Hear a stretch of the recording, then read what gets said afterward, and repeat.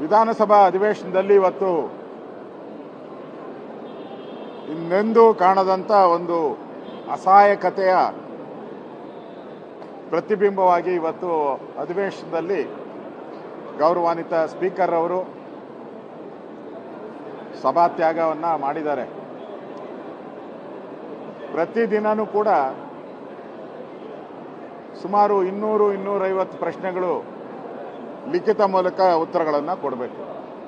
ಆದರೆ ಪ್ರತಿದಿನನೂ ಕೂಡ 10%, 20%, 30% ಪ್ರಶ್ನೆಗಳಿಗೆ ಮಾತ್ರ ಅಧಿವೇಶನ ನಡೆಯುವಂಥದ್ದು. ತಾಲೂಕಿನಲ್ಲಿ ಆಯಾ ಕ್ಷೇತ್ರದ MLAಗಳ ಸಮಸ್ಯೆಗಳಿಗೆ ಪರಿಹಾರ ಸಿಗಬೇಕು ಅಂತ ಪ್ರಶ್ನೆಗಳು ಹಾಕೋದು. ಅಧಿವೇಶನ ನಡೆಯೋದೇ ಮೊದಲು ಪ್ರಶ್ನೆಗಳಿಂದನೇ ಅಧಿವೇಶನ ಶುರುವಾಗ್ತೈತೆ. ಅಂಥ ಪ್ರಶ್ನೆಗಳಿಗೆ ಇವತ್ತು ದಿಕ್ಕು ದೆಸೆ ಏನೂ ಇಲ್ದಂಗೆ ಆಗೋಗ್ಬಿಟ್ಟಿದೆ.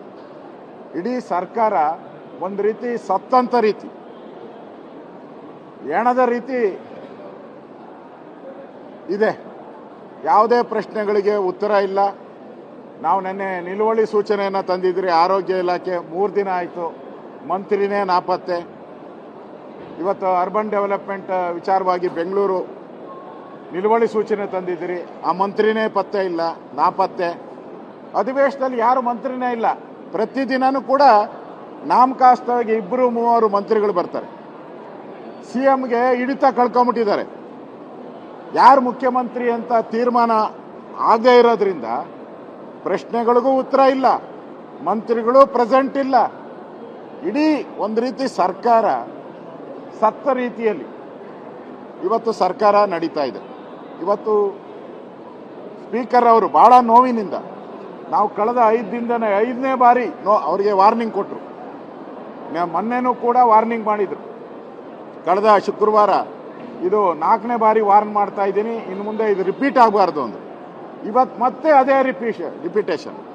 ಇವತ್ತು ಸ್ಪೀಕರ್ ಅವರು ಹೊರ ಹೋಗಿರ್ತಕ್ಕಂಥದ್ದು ಇವತ್ತು ಸರ್ಕಾರಕ್ಕೆ ಒಂದು ಕಪ್ಪು ಚುಕ್ಕೆ. ಇದು ಸರ್ಕಾರಕ್ಕೆ ಅವಮಾನ, ಸರ್ಕಾರಕ್ಕೆ ಚಾಟಿ ಏಟು. ಈ ಥರ ಅಧಿವೇಶನ ನಡೆಸುವಂಥದ್ರಿಂದ ಅಧಿವೇಶನ ಮುಚ್ಚಿ ಹೋಗೋದು ಬೆಸ್ಟ್. ಇದು ಆ ರೀತಿ ನಡವಳಿಕೆಯನ್ನು ಮಾಡಿದ್ದಾರೆ. ಇವತ್ತು ಏನು ಸ್ಪೀಕರ್ ಅವರು ತೀರ್ಮಾನವನ್ನು ತೆಗೆದುಕೊಂಡಿದ್ರು, ಅವರ ಪೀಠದಿಂದ ಎದ್ದು ಆಚೆ ಹೋಗಿದ್ದಾರೆ. ಅದನ್ನು ನಾನು ಸ್ವಾಗತ ಮಾಡ್ತೀನಿ. ಈ ಸರ್ಕಾರ ಬದುಕಿದ್ರೆ ಈ ಸರ್ಕಾರ ಮುಖ್ಯಮಂತ್ರಿಗಳು ಬಂದು ಕ್ಷಮಾಪಣೆ ಕೇಳಬೇಕು. ಮುಖ್ಯಮಂತ್ರಿಗಳು ಬಂದು ಕ್ಷಮಾಪಣೆ ಕೇಳಿದ್ರೆ ಅದಕ್ಕೊಂದು ಅರ್ಥ ಬರ್ತದೆ. ಇಲ್ಲ ಅಂದರೆ ಈ ಮಂತ್ರಿಗಳು ಯಾರ ಮಾತನ್ನು ಕೇಳಲ್ಲ.